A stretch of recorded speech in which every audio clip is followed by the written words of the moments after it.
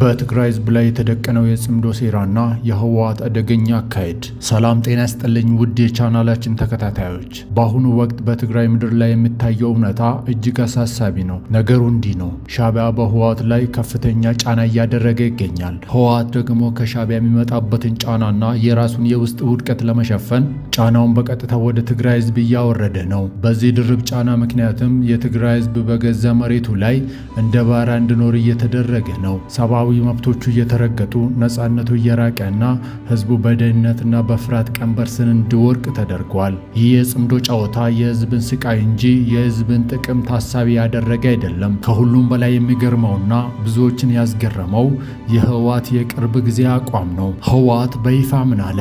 ኢትዮጵያ ወራሪውን ሻዕቢያን የምትነካ ከሆነ እኛ ኢትዮጵያን እንወጋለን ስል አስታውቀዋል። ሻዕቢያ የትግራይን ህዝብ ሲያሰቃይ፣ ሴቶችን ሲደፍርና ንብረቱን ሲያወድም የነበረ ወራሪ ኃይል ነው። ታዲያ ዛሬ ምን ተገኝቶ ነው ህወሓት ለሻዕቢያ ተቆርቋሪ የሆነው? ይህ የሚያሳየው ህወሓት ለስልጣኑ ስል ከማንኛውም ጠላት ጋር ለማበርና የራሱን ሀገር ለማውጋት ዝግጁ መሆኑን ነው። ይህ አካሄድ የትግራይን ህዝብ ከቀረው ኢትዮጵያ ወንድሙ ጋር ለማጋጨት ሆን ተብሎ የተዘጋጀ ሴራ ነው። የአድዋ ድል የመላው የኢትዮጵያውያንና የጥቁር ህዝቦች የነጻነት ተምሳሌት ነው። ሆኖም ህወሓት ይህንን ታላቅ ታሪክ የትግራይ ህዝብ ብቻ አድርጎ ለማቅረብ ደፋ ቀና እያለ ይገኛል።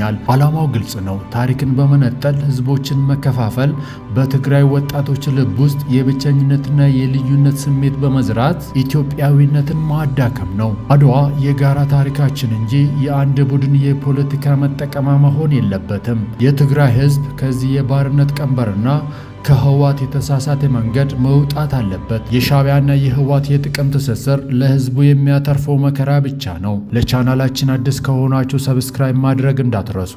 ስላዳመጣችሁን እናመሰግናለን።